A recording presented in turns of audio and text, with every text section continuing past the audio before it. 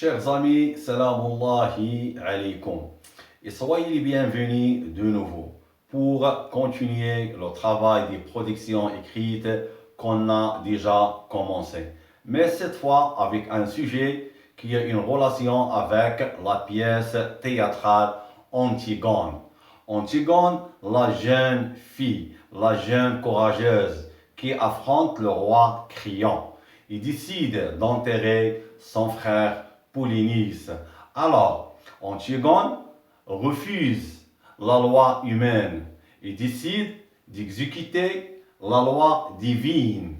Alors, si vous êtes dans une situation similaire, par exemple, devant la justice, au tribunal, et contre une personne qui a du pouvoir, par exemple, qui a d'autorité, qui a l'autorité, ou bien qui est une personne qui est très riche, est-ce que vous allez dire la vérité contre cette personne ou bien vous préférez de se taire?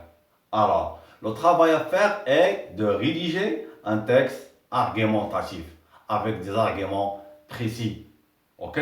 Alors, الموضوع ماذا يقول؟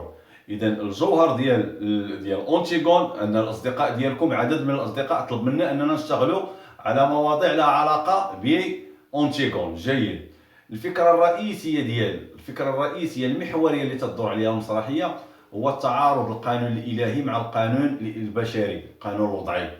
لأن الميت، القانون السماوي يقول إكرام الميت دفنه، والقانون الوضعي الذي وضعه كريون يقول بأنه يجب أن يترك بولينيس معلق على أبواب مدينة تيبيس ليكون عبرة للخونة، للخائنين. جيد. إذا عند تعارض القانون الوضعي مع القانون السماوي، يجب المسرحية أو صاحب المسرحية يؤكد على وجوب أن يجب احترام القوانين. لكن عندما تتعارض القوانين البشرية مع قوانين السماء، قوانين الإلهية، يجب الأسبقية للقوانين الإلهية. لكن لتطبق هذا القانون الإلهي يجب أن تتمتع بشجاعة كبيرة، لأنك ستواجه قوى كما واجهت أنتيغون لو روا كريون. دابا الآن الموضوع ماذا يقول؟ يقول على أنه ممكن لأي شخص فينا يتعرض للشهادة، لو تيمونياج دوفون لا جوستيس، دوفون لا جوستيس أو تريبينال، باش يدلي بالشهادة ديالو ضد واحد الشخص اللي عنده لو بوفوار، عنده سلطة، إما عنده شي منصب ولا عنده الفلوس لاباس عليه. إذن في هذه الحالة هذه الموضوع تيقول لك واش غادي تقول الحقيقة في المحكمة ولا غادي تفضل تسكت. وفي كلتا الحالتين ستعطي الرأي ديالك، الموقف ديالك، وغادي يكون مدعم بالحجاج المناسبة. إذن فوالا، إذن الموضوع ها هو الموضوع الجيد. وفي نهاية الموضوع غادي نولي نهضر معكم عاوتاني كيفاش دير تكتب الموضوع، راه جيد. إذن يقول الموضوع: dire la vérité، قول الحقيقة devant la justice n'est pas facile. قول الحقيقة أمام العدالة ليس بالسهل، surtout خاصة contre une personne qui a du pouvoir، خاصة أمام واحد الشخص اللي عنده السلطة، عنده النفوذ. certains، البعض الناس، certains disent la vérité، يقولوا الحقيقة، et autres préfèrent de se taire، والآخرون يفضلون الصمت. جيد. إذا دابا غادي ندخل للعرض. دائما وما تنساوش ديما ديك لا لينيا باش يبان ها المقدمة، ها لانتروديكسيون، ها لو ديفلوبمون، et voilà la conclusion. Maintenant le développement. Personnellement، شخصيا، si je me trouve، إذا لقيت راسي devant une situation إذا لقيت راسي في واحد الوضعية de témoignage ديال الشهادة devant la justice، أمام العدالة، je vais dire la vérité، سأقول الحقيقة pour les raisons suivantes، للأسباب التالية. Tout d'abord، أولا، je n'aime pas être peureux، أولا للأسباب التالية. إذن دائما تنبدا وديما سيروا غير بلو بلون سامبل، كيفاش شو كيتطريطي الموضوع، واحد المقدمة سامبل، تندخل بيرسونيلمون شخصيا ها الموقف ديالي للأسباب التالية، وتنبدا دائما بديك تو دابور اونسويت اي اونفان، دائما تقلب على ثلاثه الحجج زويونه نقيه باش تيكون حتى الموضوع خفيف وحلو وتيتقبلوا المصحح ويعطيك الوقيته زوينه. فهمتي؟ فوالا. دونك Je vais dire la vérité. سأقول الحقيقة pour les raisons suivantes. للأسباب التالية. ها هما. شو كي تنبدا؟ Tout d'abord أولا.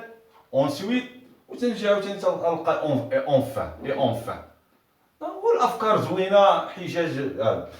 Tout d'abord, je n'aime pas être peureux. أول حاجة لا أحب أن أكون جبان. خواف أو لاش. خواف ولا جبان. لاش. La lâcheté, الجبن. Je voudrais avoir un fort cœur. أريد أن يكون لدي قلب قوي. نقول الحق ما نكونش نخاف. Ensuite, هذا السبب الأول. السبب الثاني. Ensuite, si je suis à la place de l'opprimé. السبب الثاني وهو انني لو انني كنت في ذاك البلاصه ديال داك السيد اللي مظلوم، اذا اوتوماتيكمون انا غادي نقلب على اللي غادي يقول الحقيقه باش تثبت البراءه ديالي ونثبت على انني بريء. Je vais chercher à celui qui va montrer que je suis innocent. يعني غادي نقلب على اللي غادي يبين على انني انا بريء بالشهاده ديال الحق. Je ne voudrais pas être égoïste. ما باغيش نكون اناني.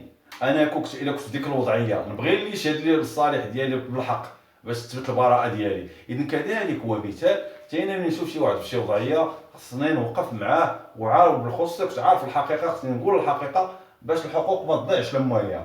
اي اونفان وفي النهايه يعني هذا السبب الثالث، الحجه الثالثه، دير لا فيغيتي، قول الحقيقه اي ان دوفوار ريليجيو، هو واجب ديني، لان في الدين وجوب، ومن يكتم الشهاده فانه آثم قلبه. يعني الا كتمتي الشهاده راك ديتي الاثم، لان الا جيت انا نكتم الشهاده الحق وانت الحق يعني الناس غادي تظلم، الحقوق ديال عباد الله تضيع.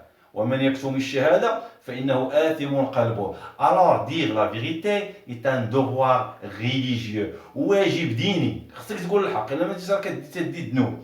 religieux nous serons responsables، سنكون مسؤولين devant Dieu أمام الله au dernier jour de jugement، في اليوم الآخر للحساب، بمعنى يوم القيامة. إذن ثلاثة ديال الأسباب مقنعة pour dire la vérité. alors شو لا كونكلوزيون عاوتاني كي غادي ندير نصوغها، يعني باش عاوتاني هاد لا كونكلوزيون باش عاوتاني نقنع داك المصحح ولا داك الشخص اللي يقرا الموضوع ديالي، نقنعوه بالافكار ديالي ويقول فعلا الافكار صائبه. شوفوا عاوتاني الخاتمه كتختار ان جور، واحد النهار لا في va se terminer، واحد النهار الحياه ستنتهي. dire la vérité donc قول الحق. y vivre tes jours avec honneur، وعيش الايام ديالك بشرف. يعني ديك الحياه صغرت انا غير دي جور، لان لو طون باس رابيدمون، يعني بنادم تيقول يعني الحياه تتمر بسرعه. قول الحقيقه وعيش بشرف ديالك وانتي فوالا جيد. اذا الموضوع هو هذا، هو الموضوع اللي اكدوا عليه بزاف ديال يعني الجوهر ديال اونتيغون راه هو هذا الشيء هذا، الجوهر ديال اونتيغون. ومازال غادي ندير مواضيع اخرى عاوتاني على اونتيغون. فوالا. اذا بالنسبه لكتابه الموضوع ديما تيعطيكم تكست ارغيومونطاتيف، ياك جاي دير واحد المقدمه عاديه بحال هذه. انا تيقول قول الحقيقه دير لا فيريتي بحال هكايا، ولا الا تلفتي كاع ولا هذا تتقول بعض الناس فهمتيني تيفضلوا يقولوا الحقيقه مهما كان الثمن، وبعض الاخرين يفضلون السكوت خوفا او لضمان سلامه حياتهم بحال هكا. وتجيني انا بيرسونيلمون وتتقول ها الموقف ديالي، وديما تندير ديك بوغ لي ريزون سويفون، ها الموقف ديالي الا تحطيت في ديك الوضعيه ولا كذا كذا كذا، وها الموقف ديالي وها الاسباب علاش. وديما دوك الاسباب كما قلت لكم بداوهم بديك تو دابور اونسويت اي اونفان. وباش تلقى دوك لي زارغيمون دابا المشكل فين تيلقاو التلاميذ، هو باش يلقى دوك لي زارغيمون. ديما دوك لي زارغيمون باش تلقاهم ربط الموضوع بالواقع. ملي تكون قدام الورقه ما تبقاش تشوف غير في الورقه، والورقه راه معزوله على العالم، وهذاك الموضوع اللي عاطينك راه كاين في الدنيا. اذا خرج عقلك من الورقه ورجع للدنيا وقول لا الحق. وراه المواضيع كلها اللي تيعطيوكم تقيلوا تنهضروا فيها في الحياه اليوميه، وشوف الناس شنو تقول في ذاك الموضوع، ومن دوك الافكار غادي تلقى هذا. وان شاء الله الرحمن الرحيم هذه المواضيع اللي تنكتب لكم غادي تلقاوها بجهد الله، غادي تلقاوها اهتموا بها ودونوها الى اخره. وبالنسبه للخاتمه تعطي واحد الفكره، تتحاول تجمع داك الشيء وتعطي شي فكره اللي تتاكد داك الشيء عاوتاني، بحال اللي تتقول الخاتمه، بحال دابا مثلا هذا براسو راه واحد لاركيمون اللي دازت في الخاتمه، فهمتيني؟ هي مثلا حتى هو اركيمو، حتى هو تجيب واحد لاركيمون اخر حتى هو بواحد الشكل زوين، فهمتيني؟ وتتحطو حتى هو في الخاتمه وتخرج لك الموضوع، ولا بارفوا تقترحوا حلول الا كان شي مشكل ولا شي حاجه. فوالا، اذا الموضوع الجيد هو توصيكم دونوا المواضيع وراجعوها، راه غادي تنفعكم ان شاء الله في الامتحان الجهوي، وغادي تضمنوا 10 النقاط ان شاء الله. وبالنسبه لا كومبريونسيون راه ساهله، راني شرحت لكم لا اونتيغون، وراه شرحت النص في لابواط اميرفي، شرحت 6 دي شابيتر في واحد الفيديو، وبقاو لك داكشي وغادي نشتغلوا على، وراه خدمت واحد ليكزامان ديال اونتيغون، راه شفتو راه ساهل، يعني راه باش تقرا تفهم لي غومون وتقرا داك الباساج اللي عطاوك، فهمتيني؟ الاسئله راه تتكون جد ساهله، راه نتوما تنصحكم ما تحيدوا داك لو ستريس، وغير شي شويه ديال تثبتوا راسكم وشويه ديال الذكاء، وراه الجهوي راه ساهل، الجهوي راه ماشي ما صعيبش. شنو خاص ركزوا معايا وتبعوا هادشي اللي تنقول لكم، ها المواضيع. والفرونسي بالنسبه لسميتو لا كومبريونسيون راه ساهله، راه غير من النص تفهم، انا عاودت لكم على لي غومون شرحتهم لكم تتفهمهم، وداك الشيء اللي تنشرح راه تلقاه في داك الباساج، والاسئله بسيطه د لا كومبريونسيون غير بشويه وتجاوب عليها، وهذا فهمتيني. اللي معامل ربعه وتجيب نقطه مزيانه في الفرنسيه. التربيه الاسلاميه راه غير فهمها، تصنت غير الفيديوهات ديالي وركز معايا، وداك الشيء اللي تنقول في الفيديوهات راه هو اللي هذاك الشيء غادي تخدم به الامتحان الجهوي ان شاء الله. متمنيات لكم بالتوفيق، ترقبوا في كل يوم فيديوهات جديده الى ان ينتهي الامتحان الجهوي، والسلام عليكم ورحمه الله تعالى وبركاته. ولا تنسوا دعاء خير في التعليق، ونحن بطبيعه الحال نحن دائما اذان صاغيه لاقتراحاتكم. السلام عليكم.